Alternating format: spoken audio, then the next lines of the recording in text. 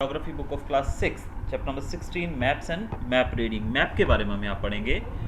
Map किसे कहते हैं? मैप जिसको हम हिंदी में नक्शा कहते हैं। अब नक्शा कैसे देखना है और वो होता क्या है उसके बारे में हम देखेंगे। The globe is the most accurate representation of the spherical earth, but its use is very difficult and restricted due to its bulk and inability to show details.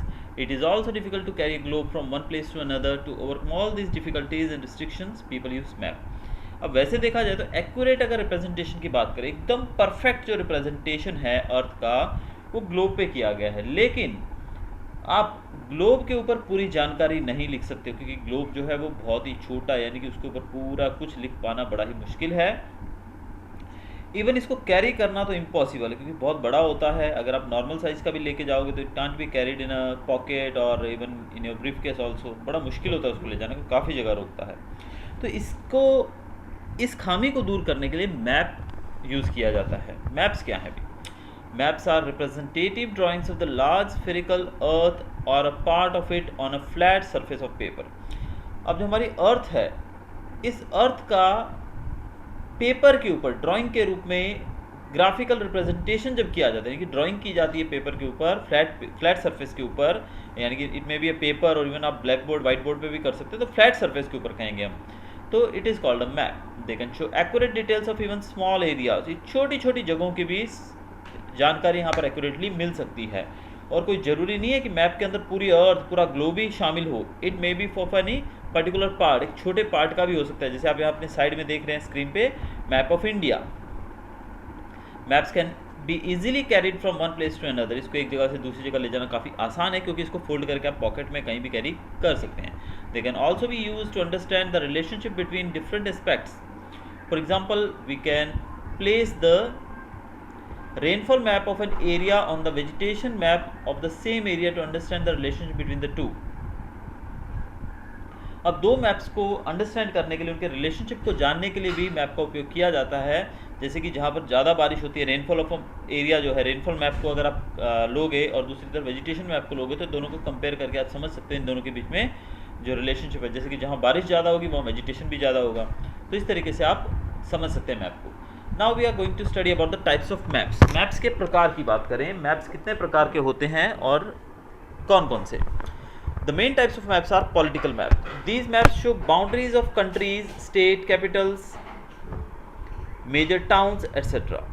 Political map किसको कहा जाता है? पॉलिटिकल मैप का मतलब यानी कि जो आपको पूरा कंप्लीट उस कंट्री के बारे में, उसकी स्टेट्स के बारे में, उसके कैपिटल्स के बारे में सब कुछ बताया है। जैसे कि आप मैप ऑफ इंडिया देख रहे हैं यहाँ पर नीचे, इस मैप के अंदर आप देख रहे हैं कि सब कुछ, यानी कि हमारे देश के किसी भी पर्टिकुलर, जैसे स्टेट की बात करें, यहाँ पर पंजाब, हरियाणा, राजस्थान, गुजरात कुछ भी नहीं बताया गया है, तो this is called the physical map of Gujarat, this is India, sorry, this is called the physical map of India, not political. Political map किसको कहेंगे? जिसके अंदर सारे देश के स्टेट्स बताए जाएँ, उनके कैपिटल्स बताए जाएँ और बड़े बड़े टाउन्स के बारे में बताया जाए, उसको हम पॉलिटिकल मैप कहते हैं।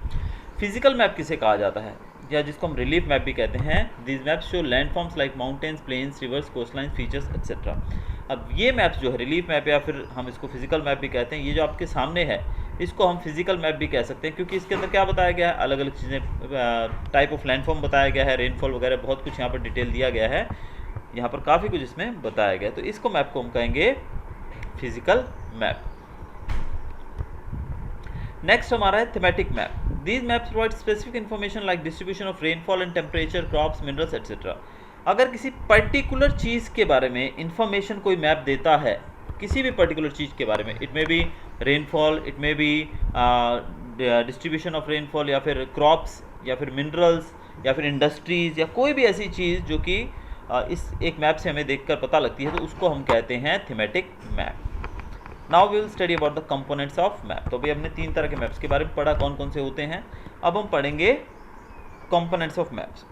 हर एक मैप के अंदर उसको आसानी से पढ़ा जाए, आसानी से उसको समझा जाए, इसके लिए कुछ चीज़ें होती हैं बहुत ही ज़रूरी, जिसमें पहला स्केल।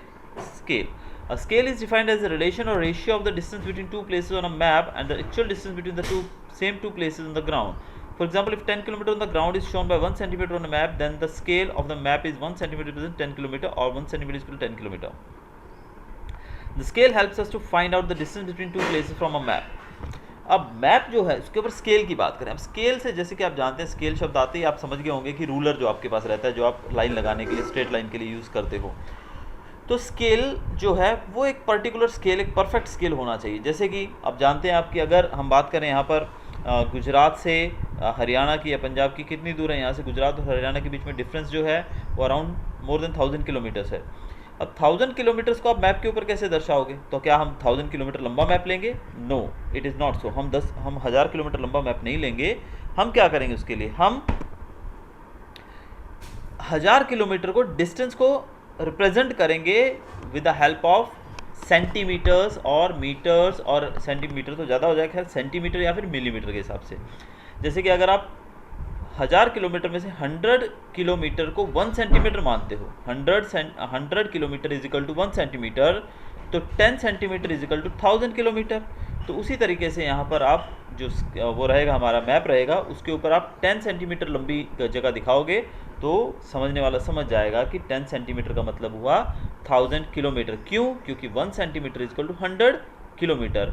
ये ज़रूरी नहीं है कि हम 1 सेंटीमीटर को 100 किलोमीटर लें, वो डिपेंड करता है कि वो जगह कितनी दूर है। जैसे आप एग्जांपल के तौर पे दिया गया है 1 सेंटीमीटर इक्वल टू 10 किलोमीटर, तो आप 1 सेंटीमीटर को 10 किलोमीटर भी ले सकते। जैसे आप अगर गांधीधाम से भुज का डिस्टेंस बताना चाहें, गांधीधाम से भुज या गांधीधाम से अहमदाबाद का डिस्टेंस 300 किलोमीटर्स है, तो 300 किलोमीटर्स है। अगर आप 1 सेंटीमीटर को 10 किलोमीटर लेते हो तो वहाँ पे आपको, अगर आप गांधीधाम से भुज का डिस्टेंस 50 काउंट करते हो तो 1 centimetre is equal to 10 kilometre, तो 5 सेंटीमीटर इक्वल 50 किलोमीटर। तो यहाँ पर हम 5 सेंटीमीटर डिस्टेंस दिखाएंगे from Gandhidham to Bhuj. Maps are drawn using different scales. For example, a map on in an atlas can have a scale 1 centimetre को 200 kilometre. देखिए Atlas के अंदर आप देखेंगे तो 1 सेंटीमीटर को 200 किलोमीटर भी दिखाया जा सकता है, while another map in the same atlas can have scale 1 centimetre को 1 किलोमीटर। तो यहाँ पर जो स्केल रहेगा, इट इज़ नॉट सो कि आपको कौन सा लेना है, वो कुछ ज़रूरी नहीं है। वो डिपेंड करता है कि आप कौन सी चीज़ दिखा रहे हो, कौन सी जगह दिखा रहे हो, ये चीज़ उस पर डिपेंड करती है। तो जैसे आप एटलस के अंदर देखेंगे वही 1 सेंटीमीटर आपको 200 किलोमीटर भी दिखाएगा और दूसरी तरफ 1 सेंटीमीटर आपको 1 किलोमीटर भी दिखाएगा। For example, 1 centimeter on a map represents 200 km on the ground. If 1 centimeter of paper covers 200 km on the ground, then detailed features cannot be shown on this map. Maps like this are called small scale maps. In second example, 1 centimeter represents 1 kilometer. In this case, the map can show many more features. Such maps are called large scale maps. अब अगर देखिए, अगर आप 1 centimetre को 200 kilometre मान रहे हैं, 200 kilometre बहुत लंबा एरिया कवर हो जाता है, तो ऐसे मैप्स के अंदर आप जानते हैं कि इतना बड़ा एरिया आप दिखाना चाहते हैं कि आपको 1 सेंटीमीटर में 200 किलोमीटर शो करना पड़ रहा है, तो 1 सेंटीमीटर तो बहुत कम होता है, तो इसके अंदर आप बहुत सारी चीज़ें शो नहीं कर पाएंगे। तो इसी कारण से इस मैप को कहेंगे हम स्मॉल स्केल मैप्स। और वहीं अगर आप 1 सेंटीमीटर को 1 किलोमीटर ले रहे हो, यानी कि ये तो रेशियो एकदम सेम ही होगा ना, 1 centimetre 1 kilometre, 2 centimetre 2 kilometre, 3 centimetre 3 kilometre, तो यहाँ पर जो रहेगा, यहाँ पर आप उस छोटे से एरिया के अंदर बहुत सारी चीज़ें दिखाने की कोशिश कर सकते हैं। ऐसे मैप्स को कहा जाता है लार्ज स्केल मैप्स। आगे है हमारा डायरेक्शन के बारे में पढ़ेंगे। On a compass which is use to find direction on the ground, there are 4 major directions, north, south, east and west. These directions are called the cardinal directions, या फिर इसको हम पॉइंट्स भी कहते हैं। अब ये चारों डायरेक्शंस जो हैं ये हमारे कंपास के ऊपर होती है। आप जानते हैं 4 ही दिशाएं होती हैं और इन्हीं के द्वारा हमारे मैप को भी दर्शाया जाता है। The directions in between these cardinal points are called intermediate points. अब इनके बीच के जो पॉइंट्स रहते हैं, यानी कि अब नॉर्थ, साउथ, ईस्ट, वेस्ट, इनके बीच में भी तो होता है ना, जैसे नॉर्थ और साउथ के, नॉर्थ और ईस्ट के बीच में, या नॉर्थ और वेस्ट के बीच में, या वेस्ट और साउथ के बीच में, या ईस्ट और साउथ के बीच में, तो इनको कहा जाता है कार्डिनल डायरेक्शंस, और intermediate directions points. These are north east, south east, south west and north west, जैसे कि बता दिया। Most maps have an arrow or a line।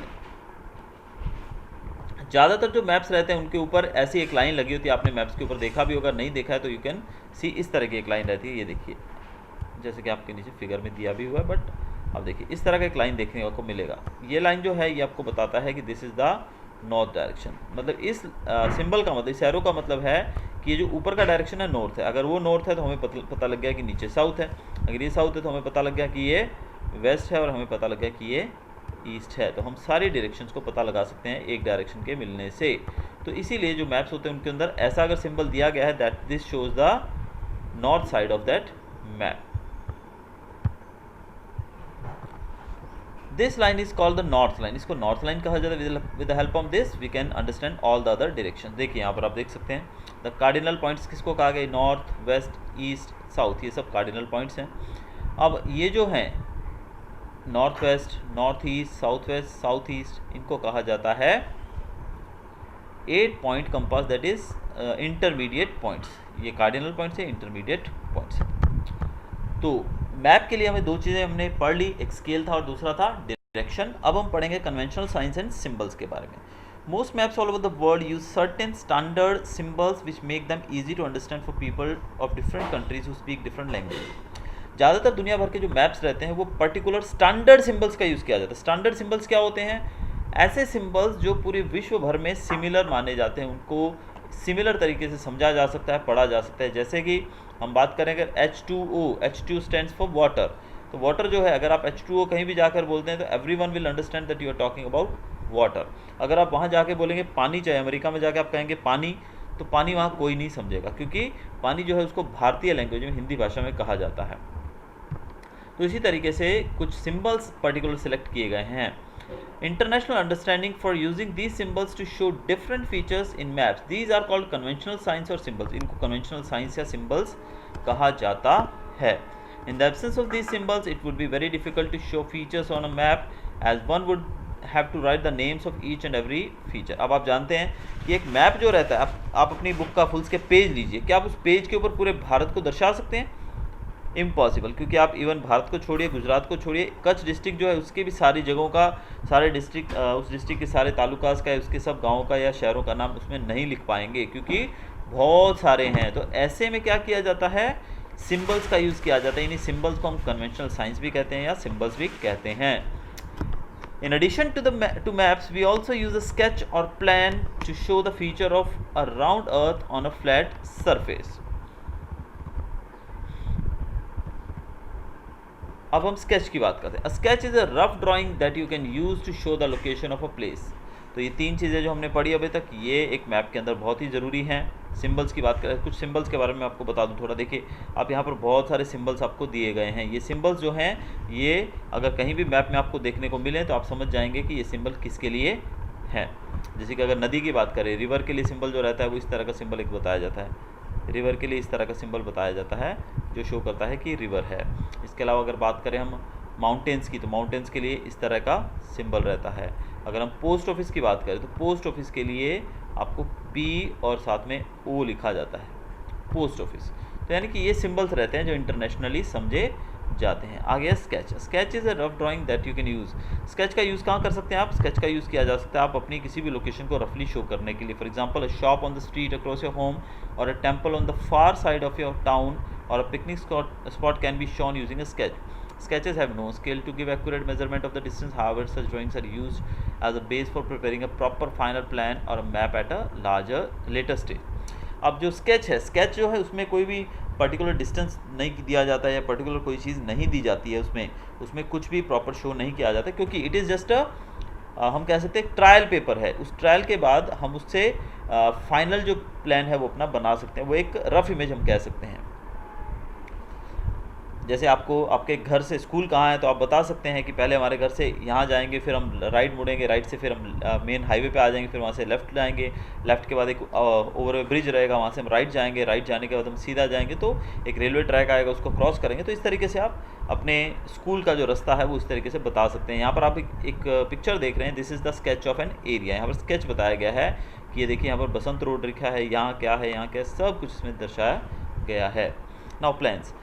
Plans are drawings of a small area on a large scale. Such drawings generally show the layout of buildings, parks, hospitals, roads and parking, public gardens, playgrounds, classrooms, etc. Plans जो होते हैं वो drawings रहती है small area की on a large scale, बड़े scale पे छोटे छोटे एरिया, यानी कि आप हर एक पर्टिकुलर चीज़ को उसमें देख सकते हैं। जैसे कि आप नीचे ये फिगर में देख सकते हैं कि उसके अंदर सब कुछ आप देख सकते हैं कि क्या क्या दिया गया, यानी कि छोटे से एरिया को कितना डिटेल में यहाँ पर दर्शा दिया गया है। ये देखिए, now a plan showing the layout of a school campus. School campus के बारे में बताया गया है। देखिए स्कूल कैंपस में आप एंटर करेंगे तो ये क्या है, देखिए ऑफिस है, लाइब्रेरी है, this is the play ground. यहाँ पर बताया गया 1 सेंटीमीटर से 8 मीटर जितना बताया। ये क्लासरूम्स हैं, ये लॉन है, ये जिम है। तो ये सब चीज़ें यहाँ पर बताई गई हैं with the help of plan. These are accurate drawings that are made by architects and town planners. Plans are made to scale and show correct directions. अब ये जो plans रहते हैं, आप जानते हैं आर्किटेक्ट्स जो होते हैं, बिल्डर्स जो रहते हैं, वो किस प्रकार से पहले प्लान बनवाते हैं कि किस प्रकार का, जिसको नक्शा पास करवाना बोलते हैं ना, घर बनाने से पहले नक्शा उसका फिक्स किया जाता है कि किस प्रकार का नक्शा रहेगा, तो उसके आधार पर इसको बनाया जाता है। तो ये स्कूल का नक्शा आप देख रहे हैं कि किस प्रकार से इसको बनाया गया है। Did you know that all official maps of India are made by the Survey of India based at Dehradun? Bharat के जितने भी ऑफिशियल मैप्स हैं वो सर्वे ऑफ इंडिया के द्वारा बनाए जाते हैं, जो कि देहरादून में स्थित हैं। Then you cannot have a correct idea of the size of an area from a sketch. अब किसी भी स्केच से किसी भी पर्टिकुलर एरिया के करेक्ट साइज़ का पता नहीं लगा सकते हैं। इसका रीज़न यही है कि स्केच जो रहता है वो रफ़ रहता है, it is not the fair map. ये रफ़ रहता है, इसलिए इससे हमें वो नहीं मिलेगा एग्जैक्ट वैल्यू। तो ये था हमारा chapter map and maps reading. Map के बारे में पढ़ा हमने और उसकी रीडिंग कैसे हमको करनी है इसके बारे में हमने आप पढ़ लिया। अगर आपने मेरा चैनल सब्सक्राइब नहीं किया है तो प्लीज़ सब्सक्राइब कीजिए। अगर आपको वीडियो अच्छा लगा हो तो लाइक एंड कमेंट जरूर कीजिए। Thanks for watching.